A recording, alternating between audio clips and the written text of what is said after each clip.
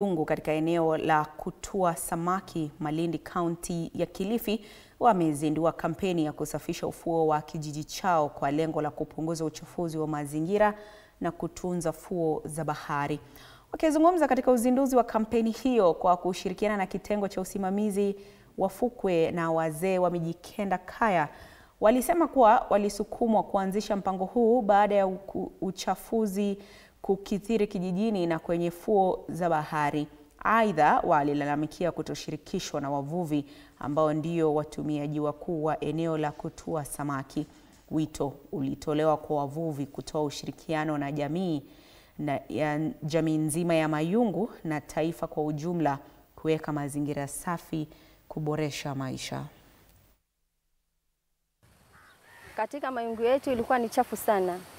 Tukajitolea kama mama wa vikundi kufanya usafi. Tumeanza vijijini mpaka tumefika kwa ufuo. Mayungu iko chafu sana. Tumepata vitu vichafu aina. Hatujaambiwa na mtu tufanye hii kazi. Tulijitolea kwa uwezo wetu wenyewe.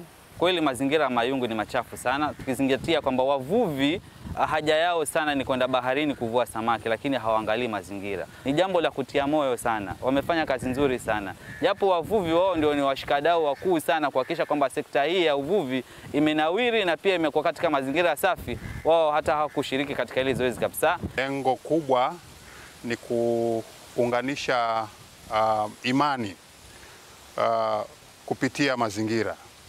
Sisi tunaichukulia hii ya siku ya leo kuwa siku ya muhimu, na naomba jamii wakati mwingine tuweze kushirikiana ili kuweza kuboresha usafi wa hapa Mayungu na hata Malindi kwa jumla, na pia hata ikienea Kilifi County na Kenya mzima, tukiwa safi pia itakuwa ni vizuri. Na kaunti ya